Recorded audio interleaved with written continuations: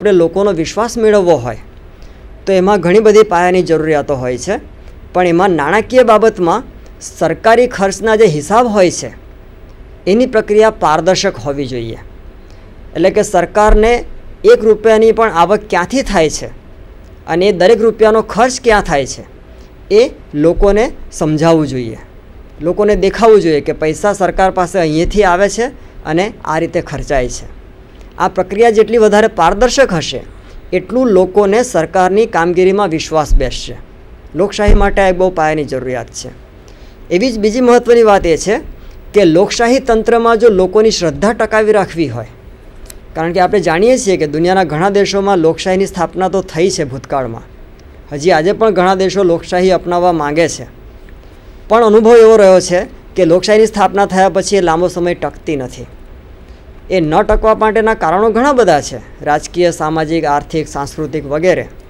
પણ એમાં જો આપણે નાણાકીય બાબતની વાત કરીએ, આર્થિક બાબતની, તો જે લોકશાહી સરકારમાં નાણાકીય ગોટાળાઓ, ગોલમાલ અથવા તો ભ્રષ્ટાચાર એ ઓછા થાય એ સરકારમાં લોકોની શ્રદ્ધા વધે. જો કોઈ લોકશાહી સરકારમાં નાણાકીય ગોટાળાઓ વધારે થતા હોય, ભ્રષ્ટાચાર વધારે થતો હોય, તો ધીમે ધીમે એ લોકશાહી સરકારમાં લોકોની શ્રદ્ધા ઓછી થતી જાય. એટલે લાંબા ગાળે આખા લોકશાહી તંત્ર માટે આ એક બહુ ગંભીર બાબત છે. તો એ જે આ નાણાકીય ગોલમાલ અથવા ભ્રષ્ટાચાર ઓછો થાય એના માટે કોઈક નિયંત્રક વ્યવસ્થા હોવી જોઈએ, નિયંત્રણ રાખનારી વ્યવસ્થા હોવી જોઈએ. એ વ્યવસ્થા એટલે આ કેગ અથવા તો comptroller and auditor general of India. બીજી રીતે કહેવું હોય તો આપણી જે કેન્દ્ર સરકાર છે અને એકમ રાજ્યોની સરકારો છે એની જે નાણાકીય બાબતો છે, ખર્ચની લેવડ દેવડની બાબતો છે, એ બધા ઉપર એક પહેરેદાર અથવા તો ચોકીદાર તરીકેનું કામ, વોચડોગ જેને આપણે કહીએ છીએ અંગ્રેજીમાં, એ વોચડોગ તરીકેની કામગીરી આ કેગ સંભાળે છે. આપણી નાણાકીય બાબતોમાં એ આપણા સર્વોચ્ચ હિતરક્ષક છે, રખેવાળ છે.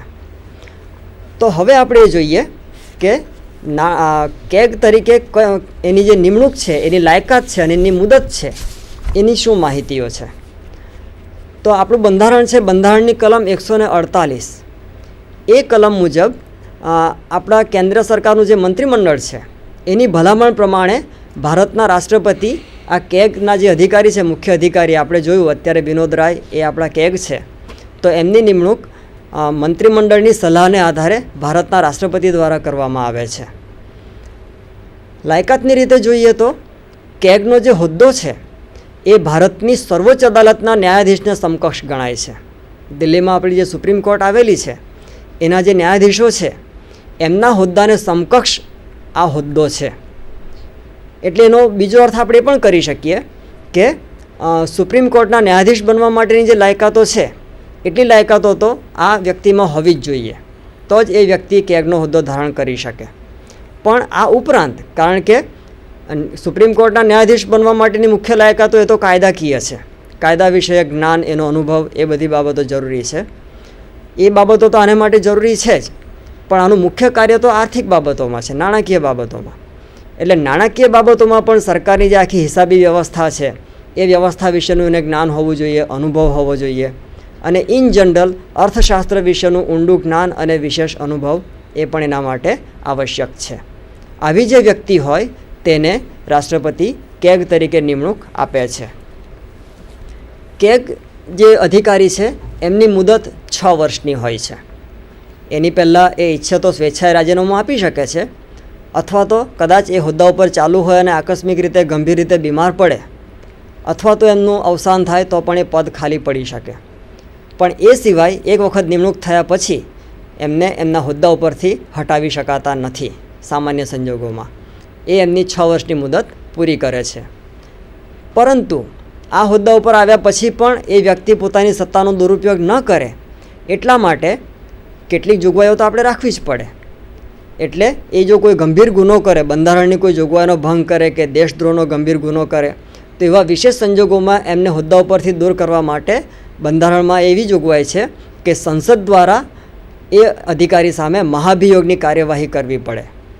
દાખલા તરીકે રાષ્ટ્રપતિ છે, ઉપરાષ્ટ્રપતિ છે કે સર્વોચ્ચ અદાલતના ન્યાયાધીશો છે, એમને જો હોદ્દા ઉપરથી દૂર કરવા હોય તો મહાભિયોગની કાર્યવાહી કરવી પડે છે. એવી જ કાર્યવાહી કેગને પણ હોદ્દા ઉપરથી દૂર કરવા માટે કરવી પડે. હવે આપણે જોઈએ કેગના મહત્ત્વના કાર્યો અને સત્તાઓ. એનું સૌથી મુખ્ય કાર્ય છે કેન્દ્ર સરકાર અને એકમ રાજ્યોની જે સરકારો છે એની નાણાકીય લેવડ દેવડ ઉપર નિયંત્રણ કરવાનું, કે એ બધું નિયમો પ્રમાણે થાય છે કે નહીં, કાયદાની જોગવાઈઓ પ્રમાણે થાય છે કે નહીં, એ જોવાનું કામ એ કેગનું છે.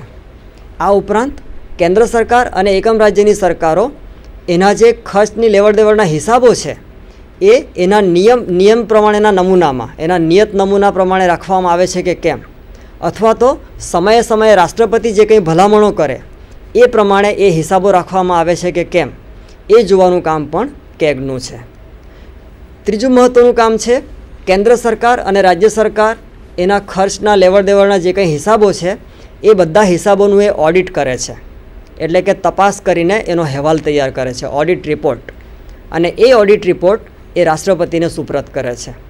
રાષ્ટ્રપતિ પછી કેન્દ્ર સરકારનો જે ઓડિટ રિપોર્ટ છે એને સંસદ સમક્ષ રજૂ કરે છે, અને જે તે રાજ્ય સરકારનો જે ઓડિટ રિપોર્ટ હોય એને જે તે રાજ્યના રાજ્યપાલ મારફત એ રાજ્યની વિધાનસભામાં રજૂ કરવામાં આવે છે અને એની ઉપર વિચારણા થાય છે. સમયે સમયે આવા રિપોર્ટ આવે છે, એ આપણે પ્રસારણના જે માધ્યમો છે એના દ્વારા એના વિશે આપણે જાણીએ પણ છીએ. આ ઉપરાંત કેગનું એક મહત્ત્વનું કામ એ પણ છે કે દેશની બીજી બંધારણીય સંસ્થાઓ આપણે અગાઉ જોઈ ગયા, દાખલા તરીકે અનુસૂચિત જાતિ આયોગ, અનુસૂચિત જનજાતિ આયોગ, રાજભાષા આયોગ, પછી ચૂંટણી પંચ છે, પછાત વર્ગ ઉત્કર્ષ આયોગ છે, આવી રાષ્ટ્રીય મહિલા આયોગ છે, આવી બીજી ઘણી બધી બંધારણીય સંસ્થાઓ છે. તો એ સંસ્થાઓના પણ જે આર્થિક ખર્ચના બધા કામો છે, આર્થિક લેવડ દેવડ છે, એના હિસાબો તપાસવાનું કામ પણ કેગ કરે છે, અને એના રિપોર્ટ પણ એ રાષ્ટ્રપતિને આપે છે. અને રાષ્ટ્રપતિ આ બધા જ અહેવાલોને પણ દેશની સંસદ સમક્ષ રજૂ કરે છે, કારણ કે આ બધી સંસ્થાઓ એ રાષ્ટ્રીય કક્ષાની સંસ્થાઓ છે, એટલે એના અહેવાલો તપાસવાની સત્તા આપણી સંસદને મળેલી છે. ટૂંકમાં જોવું હોય તો આપણે એવું કહી શકીએ કે કેગનો જે હોદ્દો છે એ આપણી જાહેર વહીવટની વ્યવસ્થામાં બહુ ચાવીરૂપ સ્થાન ધરાવે છે, કી પોઝિશન જેને આપણે અંગ્રેજીમાં કહીએ છીએ, ખાસ કરીને આર્થિક બાબતમાં. બીજા શબ્દોમાં કહેવું હોય તો ભારતીય લોકતંત્રમાં નાણાકીય વ્યવહારોના એ સર્વોચ્ચ રક્ષક છે, હિતરક્ષક છે, રખેવાળ છે, અને એ રીતે એ ખૂબ મહત્ત્વની કામગીરી બજાવે છે. હવે આપણે ત્રીજા બંધારણીય અધિકારી ભારતના મહાન્યાયવાદી, આ શબ્દ ગુજરાતીમાં આપણને થોડો ઓડ લાગે છે. નોર્મલી આપણે આ પદને પણ એટર્ની જનરલ ઓફ ઇન્ડિયા તરીકે જ ઓળખીએ છીએ. એમના વિશે વાત કરીશું. એ આપણા બંધારણ હેઠળના સર્વોચ્ચ કાનૂની અધિકારી છે, કાયદાકીય અધિકારી. અત્યારે આપણે જોઈએ તો મિસ્ટર G.E. વાણવટી, ગુલામ ઈ વાણવટી એ આ હોદ્દા ઉપર છે. આ જે છે એટર્ની જનરલ, એમના મુખ્ય હેતુઓ શું છે, અથવા આ હોદ્દાના મુખ્ય ધ્યેયો શું છે? મુખ્ય 3 બાબતો આપણે કહી શકીએ કે કાયદા ઘડતરની જે પ્રક્રિયા છે એ ધારાસભા કરે છે. સરકારના 3 અંગો, ધારાસભા, કારોબારી, ન્યાયતંત્ર, એમાં ધારાસભા કાયદા ઘડે છે. પણ આપણે જાણીએ છીએ કે ધારાસભામાં જે સભ્યો છે, ધારાસભ્યો, એ તો લોકો દ્વારા ચૂંટાયેલા સામાન્ય આમ નાગરિકો છે. એમાંથી મોટાભાગના લોકોને કાયદાનું વિશેષ જ્ઞાન હોતું નથી. કેટલાક લોકોને ચોક્કસ હોય છે, પણ મોટાભાગના લોકો કાયદાકીય નિષ્ણાત હોતા નથી. એટલે જ્યારે કાયદાને લેખિત સ્વરૂપ આપવાનું આવે ત્યારે એમાં કોઈપણ પ્રકારની ખામી અથવા ભૂલ રહી નહીં જાય એ જોવું પડે. બીજી મહત્ત્વની વાત એ સરકારના પક્ષે જે કંઈ કેસ ચાલતા હોય આખા દેશમાં, કેન્દ્ર સરકારના પણ અને કેન્દ્ર સરકારના કેટલાક રાજ્યોના સંદર્ભમાં પણ, એ બધા કેસોમાં કેન્દ્ર સરકાર વતી કેસ લડવાનું કામ એ આ એટર્ની જનરલ કરે છે. અને ત્રીજો મુખ્ય હેતુ છે કે ઇન જનરલ કાયદાકીય બાબતોમાં કેન્દ્ર સરકારને યોગ્ય સલાહ સૂચન આપવા. કારણ કે કેન્દ્ર સરકારમાં જે કંઈ અધિકારીઓ છે, ધારાસભ્યો છે, મંત્રીમંડળના સભ્યો છે, વડાપ્રધાન પોતે છે, એ બધા વ્યક્તિઓ કંઈ કાયદાકીય નિષ્ણાત હોય એવું જરૂરી નથી, એ શક્ય પણ નથી. તો કોઈપણ કાયદાકીય બાબતમાં સરકારને યોગ્ય સલાહ સૂચન આપવા, આ મુખ્ય 3 હેતુઓ છે. આ 3 હેતુઓને સિદ્ધ કરવા માટે આપણા બંધારણમાં એક વિશેષ જોગવાઈ દ્વારા એક અધિકારીની નિમણૂક કરવામાં આવે છે, અને એ અધિકારી એટલે જ એટર્ની જનરલ ઓફ ઇન્ડિયા. તો એમની નિમણૂક કઈ રીતે થાય છે અને એમની લાયકાત શું છે, એમની મુદત શું છે, એના વિશે આપણે ટૂંકમાં જોઈએ. બંધારણની કલમ 76 એ કલમ અનુસાર ભારતના રાષ્ટ્રપતિ એ એટર્ની જનરલ ઓફ ઇન્ડિયાની નિમણૂક કરે છે.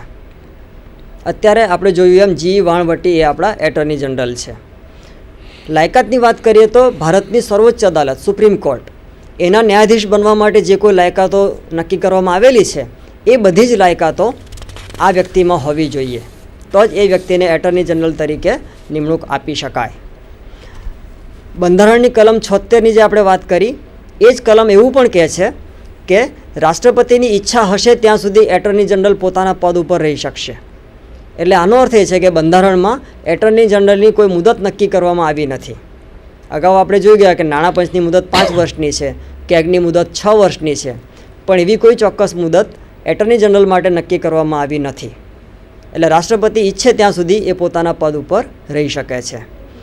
એમનો પગાર એટલે કે એમનું મહેનતાણું એ પણ સમયે સમયે ભારતના રાષ્ટ્રપતિ નક્કી કરે છે અને એ પ્રમાણે એમને ચૂકવવામાં આવે છે. આ એટર્ની જનરલની મુખ્ય ફરજો અથવા કાર્યો અને સત્તાઓ શું છે એના વિશે વાત કરીએ. સૌથી પહેલું મહત્ત્વનું કાર્ય છે કાયદા વિષયક બાબતોમાં ભારત સરકારને યોગ્ય સલાહ અને માર્ગદર્શન આપવું. કોઈ પણ કાયદાકીય બાબત હોય એમાં યોગ્ય સલાહ અને માર્ગદર્શન આપવું. બીજી મહત્ત્વની વાત તો કે કાયદાની દૃષ્ટિએ એમની કેટલીક અનિવાર્ય ફરજો હોય છે, પણ એ ફરજો સમય પ્રમાણે બદલાતી હોય છે. એટલે અવારનવાર પરિસ્થિતિ પ્રમાણે, સંજોગો પ્રમાણે, જરૂરિયાત પ્રમાણે ભારતના રાષ્ટ્રપતિ એમની એ ફરજો નક્કી કરે છે અને એ ફરજો એમણે નિભાવવી પડે છે. ત્યાર પછી મહત્ત્વની કામગીરી કાયદા ઘડતરની પ્રક્રિયા. કે કેન્દ્ર સરકારની આપણે વાત કરીએ એમ ધારાસભા એટલે કે આપણી સંસદ એ કાયદા ઘડે છે દેશ માટેના, પણ એ કાયદા ઘડવા માટે પહેલાં એનો ખરડો તૈયાર કરવો પડે, એટલે કે કાચો ડ્રાફ્ટ. તો એ ખરડો જે તૈયાર કરવાનો છે એમાં કાયદાનું વિશેષ જ્ઞાન જોઈએ.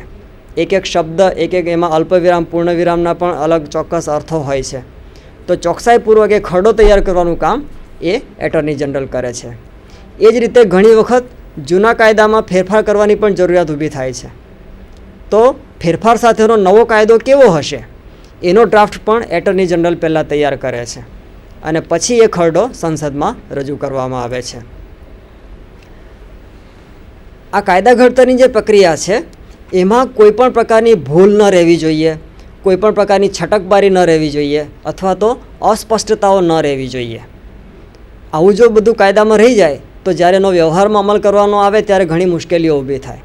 એટલે કાયદામાં કોઈપણ પ્રકારની ભૂલો અથવા ક્ષત્રિયો કે છટકબારીઓ કે અસ્પષ્ટતાઓ ન રહી જાય એ જોવાની કામગીરી મુખ્યત્વે એટર્ની જનરલની છે. એ ઉપરાંત કેન્દ્ર સરકાર વતી ભારતની કોઈપણ અદાલતમાં કેન્દ્ર સરકાર સામે જે કોઈ કેસ ચાલતો હોય ત્યાં એ કેન્દ્ર સરકારના વકીલ તરીકે સુનાવણી ફરજ બજાવે છે. બંધારણની કલમ 79 એ કલમ એવું કહે છે કે ભારતના એટર્ની જનરલ જે છે એ આપણી સંસદ અથવા તો મંત્રીમંડળ કે કેબિનેટ એ બંનેમાંથી કોઈ પણ સંસ્થાના સભ્ય નથી. એમનો હોદ્દો અલગ જ છે, એ અલગ બંધારણીય સંસ્થા છે. એટલે સંસદના સભ્ય પણ નથી અને મંત્રીમંડળ અથવા કારોબારીના સભ્ય પણ નથી. આમ છતાં સંસદના કોઈપણ ગૃહની કાર્યવાહી, લોકસભા હોય કે રાજ્યસભા હોય, અથવા તો બંને ગૃહની સંયુક્ત બેઠક મળી હોય, અથવા તો સંસદની કોઈ પણ સમિતિની બેઠક મળી હોય. આપણે જાણીએ છીએ કે સંસદમાં ઘણી બધી સમિતિઓ હોય છે, જાહેર હિસાબ સમિતિ, જાહેર સાહસોની સમિતિ વગેરે વગેરે. તો કોઈ પણ સમિતિની બેઠક ચાલતી હોય તો એ સમિતિની બેઠકમાં પણ એટર્ની જનરલ ભાગ લઈ શકે છે, ચર્ચામાં પણ ભાગ લઈ શકે છે. પણ આ કોઈપણ બેઠકમાં જ્યારે મતદાન કરવાનું આવે ત્યારે મતદાન કરવાનો એમને અધિકાર નથી. એ કાયદા વિષયક સલાહ સૂચનો આપી શકે છે સંસદને પણ, મંત્રીમંડળને પણ અને સંસદીય સમિતિઓને પણ. પણ નિર્ણય લેવાનો હોય અને જે મતદાન કરવાનું હોય એમાંય મતદાન કરી શકતા નથી.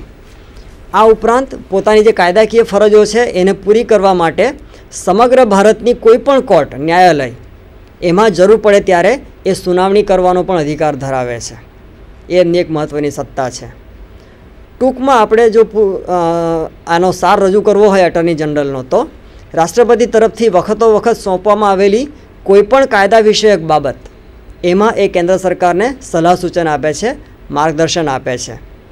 અને બીજા શબ્દોમાં કહેવું હોય તો આપણે એવું પણ કહી શકીએ કે કાયદાકીય બાબતમાં એ કેન્દ્ર સરકારના સર્વોચ્ચ હિતરક્ષક છે, સર્વોચ્ચ માર્ગદર્શક છે. જેમ નાણાકીય બાબતોમાં નાણાં પંચ અને કેગ એ હિતરક્ષક તરીકે કામ કરે છે, માર્ગદર્શક તરીકે કામ કરે છે, એમ કાયદાકીય બાબતમાં આ એટર્ની જનરલ એ દેશના સર્વોચ્ચ હિતરક્ષક અને માર્ગદર્શક છે. એટલે વિદ્યાર્થી મિત્રો, આપણે આ 3 મહત્ત્વના બંધારણીય અધિકારીઓ અથવા પંચો વિશે વાત કરી. હવે મારા સાથી અધ્યાપક મિત્ર આદરણીય જગાણી સાહેબ એ આપને આપણું કેન્દ્રીય જાહેર સેવા આયોગ, જાહેર સેવા પંચ એના વિશે વાત કરશે. જગાણી સાહેબ પ્લીઝ. નમસ્તે વિદ્યાર્થી મિત્રો. મારા સાથી આદરણીય અધ્યાપક મિત્ર પ્રાધ્યાપક આનંદભાઈ શાહે આપણને મહત્ત્વની જે બંધારણીય સંસ્થાઓની જે વાત કરી એ બંધારણીય સંસ્થાઓમાં નાણાં પંચ વિશેની વાત કરી, કંટ્રોલર અને ઓડિટર જનરલ વિશેની વાત કરી અને સાથે સાથે મહાન્યાયવાદી એટલે કે એટર્ની જનરલની ખૂબ સરસ વાત કરી. આવું જ એક સુંદર મજાનું જે પંચ આપણે ગણી શકીએ એવું મહત્ત્વનું પંચ એ આપણા વહીવટ માટે ખૂબ અગત્યનું ગણી શકાય. કારણ કે ભારત એ વિશ્વનું સૌથી મોટું લોકતંત્ર છે અને લોકતંત્રની સફળતાનો સંપૂર્ણ આધાર એના વહીવટ ઉપર આધાર રાખે છે. એટલે કે લોકતંત્રની અંદર જો વહીવટ વ્યવસ્થિત ના ચાલતો હોય તો એની વગોવણી થતી હોય છે. તો વહીવટ વ્યવસ્થિત ચાલે એ માટે શું હોવું જોઈએ? તો વહીવટમાં કામ કરતા જે અધિકારીઓ છે, વહીવટમાં કામ કરતા વહીવટનું મહત્ત્વનું જે અંગ છે એ ખૂબ સારું હોવું જોઈએ. જો એ સારું, એમાં સારા માણસો કામ કરતા ના હોય તો એ સારી રીતે થઈ શકે નહીં. એટલે ભારતના બંધારણમાં નક્કી થયું છે એ મુજબ આપણે આવા સારા અધિકારીઓ વહીવટમાં કામ કરી શકે એ માટે એમની ભરતી વ્યવસ્થિત પદ્ધતિ દ્વારા થઈ શકે એ માટે એક સ્વતંત્ર બંધારણીય પંચની રચના કરવામાં આવેલી છે. અને એ બંધારણીય પંચ એટલે જ આપણું સંઘ જાહેર સેવા આયોગ એ તરીકે આપણે એને ઓળખીએ છીએ. અંગ્રેજી ભાષામાં ટૂંકમાં એને યુપીએસસી એટલે કે યુનિયન પબ્લિક સર્વિસ કમિશન તરીકે ઓળખવામાં આવે છે. તો આ યુનિયન પબ્લિક સર્વિસ કમિશન એ એક અગત્યની બંધારણીય સંસ્થા છે અને આ સંસ્થામાં આપણે જોઈએ તો ભારતના બંધારણની કલમ 315થી 323 મુજબ એ સંઘ જાહેર સેવા આયોગની રચના કરવામાં આવે છે અને આ જ કલમો મુજબ એમાં કામ કરતા જે એના અધ્યક્ષ છે એ અને એના જે જુદા જુદા સભ્યો છે એની નિયુક્તિ કરવામાં આવે છે. એટલે એ દૃષ્ટિકોણથી જ્યારે સંઘ જાહેર સેવા આયોગ વિશેની આપણે વાત કરતા હોઈએ ત્યારે આપણા માટે ખૂબ અગત્યનું બને છે. વિદ્યાર્થી મિત્રો, તમે એ તો જાણો જ છો કે વહીવટ એ આજકાલનો શબ્દ નથી, પ્રાચીન સમયથી ચાલ્યો આવતો શબ્દ છે. અને વહીવટ મનુષ્ય જ્યારે આદિ અવસ્થામાં જીવતો હતો અને રસ્તાના માર્ગમાં એના પોતાના જવા આવવાના માર્ગમાં એક મોટી શિલા પડી હોય એને હટાવવા માટે એક કરતાં વધારે માણસો ભેગા થઈ અને પોતાની સામૂહિક બળ દ્વારા એને હટાવવા પ્રયત્ન કરતા ત્યારે વહીવટ થયો એમ કહી શકાય અને રસ્તો ખુલ્લો